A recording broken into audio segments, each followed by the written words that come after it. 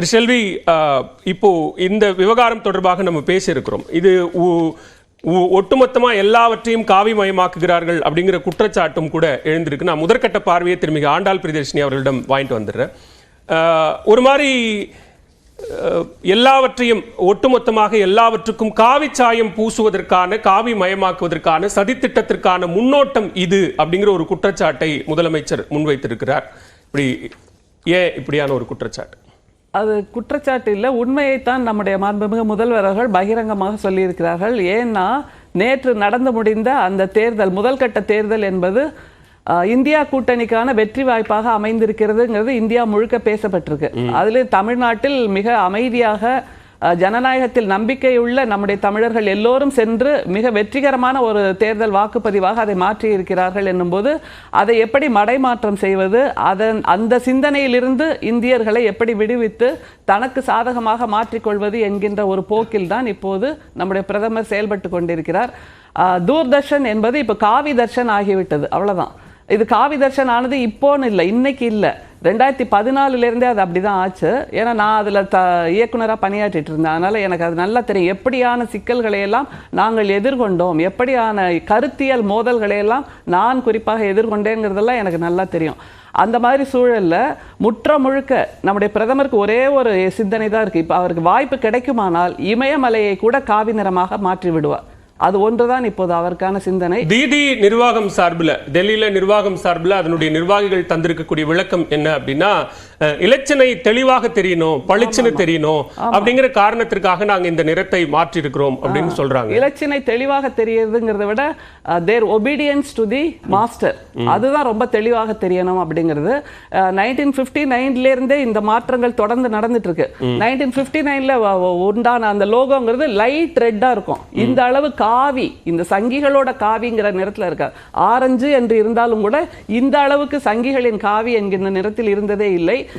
சிகப்பு இருந்திருக்கிறது, லேசான ஆரஞ்சு இருக்கிறது, நீலம் இருந்திருக்கிறது, மஞ்சள் இருந்திருக்கிறது, அப்புறம் இப்போது வந்திருக்கின்ற இந்த சங்கிகளின் நிறம் வந்து சேர்ந்திருக்கிறது. அப்படிங்கும்போது அங்க உள்ள CEO, chief executive officer, IAS தான். அவர் எப்படி இருப்பாரு? பிரதமருக்கு ஜால்ரா அடிப்பவர்களால் தானே அங்கே தாக்கு பிடிக்க முடியும். அப்படி இல்லை இது தவறான அணுகுமுறை, தேர்தல் நடக்கும்போது இப்படி ஒரு இதை செய்யக்கூடாதுன்னு அவர் சொல்லியிருந்தா நாளைக்கே அவரை தூக்கி வேற எங்கேயாவது போடுவாங்க, தண்ணி இல்லாத காட்டுக்கு. அது ஏற்கனவே நடந்தது இல்லை. CAG அறிக்கையை வெளியிட்ட மக்களவை தேர்தல் நடந்துகிட்டு இருக்கு, முதற்கட்ட வாக்குப்பதிவு நடந்து முடிந்திருக்கு, இன்னும் 6 ஃபேஸ் மீதம் இருக்கிறது.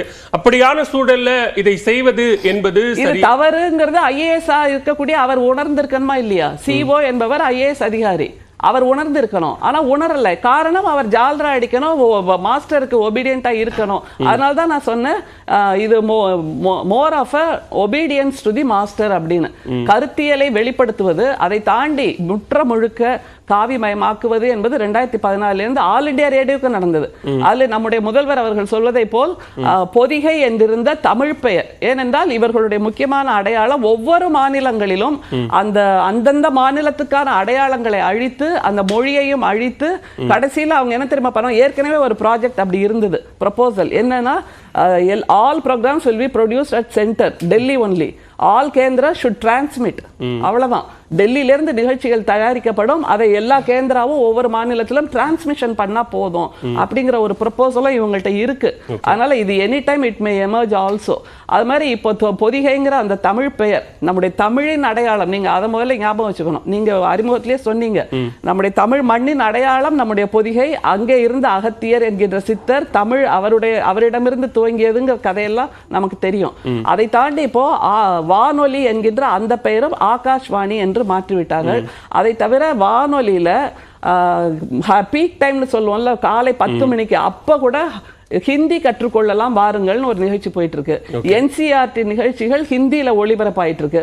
அப்புறம் சாயங்காலம் 6 மணிக்கு பார்த்தா எல்லா நியூஸும் கன்வர்ஜ் ஆகி பீக் டைம் 6 மணிங்கிறது நியூஸ்க்கான கன்வர்ஜிங் டைம்.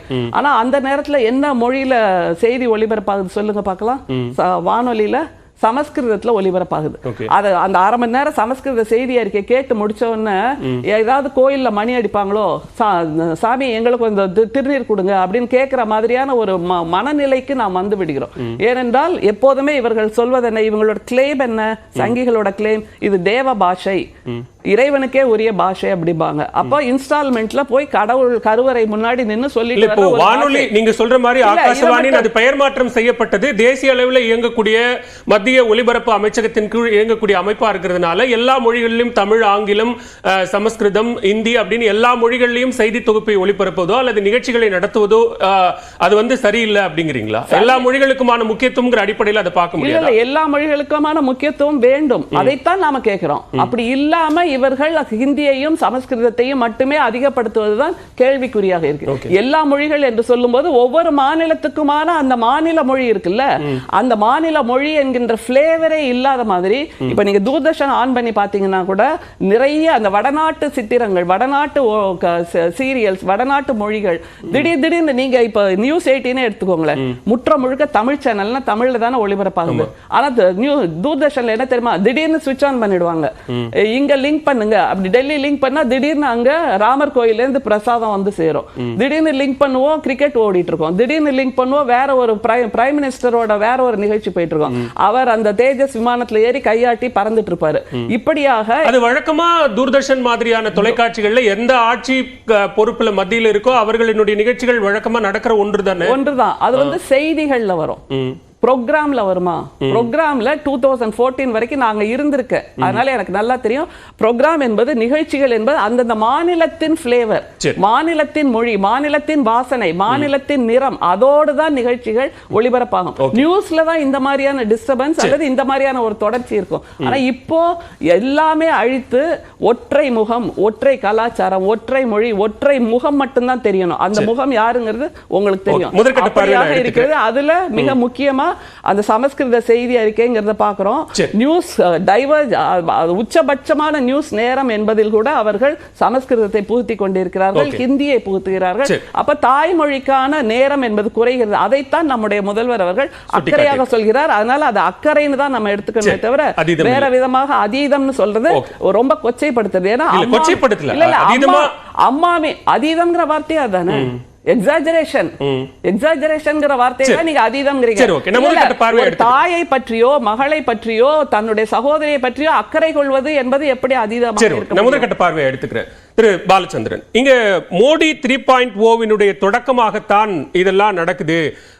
இது வந்து ஒரு தொடக்கம் தான். இது வந்து பிரச்சார் பாரதி என்கிற அந்த பெயரை பிரச்சார் பிரதி என்கிற அளவுக்காக கொண்டு செல்வதற்கான ஒரு தொடக்க புள்ளியா தான் இதை பார்க்கிறோம் அப்படின்னு பாஜக தலைவர்களே சொல்லக்கூடிய நிலை உருவாகி இருக்கிறது. இது எதை நோக்கியது?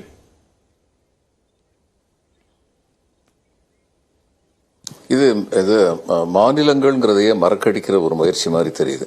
உதாரணமா முதல்ல வந்து இந்த மாநிலங்களுடைய மொழியில வந்து ஒளிபரப்பிக்கிட்டு இருக்கும்போது DD1, DD2, DD3 இப்படித்தான் பேர் இருந்தது. அதுக்கப்புறம் வந்து மக்களுடைய மாநிலங்களுடைய உணர்வுகளுக்கு மதிப்பு கொடுத்து இது ஏறக்குறைய ஒரு இது மாதிரி சஜஷன்ஸ் வந்து இது பண்ணாங்க, மக்கள்கிட்ட இருந்து வாங்கும்போது அந்தந்த மாநிலத்தில் உள்ள சிறப்பான மலைகளின் பெயர்கள் வைக்கலாம்னு சொல்லி DD பொதிகை, அடுத்து DD சப்தகிரி, இதுக்கு தெலுங்குக்கு DD சந்தனா, இப்படி எல்லாம் இதுக்கு கர்நாடகாவுக்கு இப்படி எல்லாம் வச்சாங்க.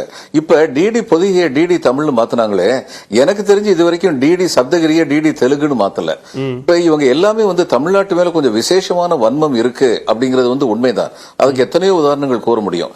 இப்ப சொல்லப்பட்டது எலெக்ஷன் சமயத்தில் இப்படி மாத்துறது தவறுன்னு. எலெக்ஷன் சமயத்தில் மட்டும் இல்ல, என்னைக்குமே இப்படி மாத்துறது தவறு. இந்தியா வந்து ஒரு பன்முகத்தன்மை உள்ள ஒரு நாடு.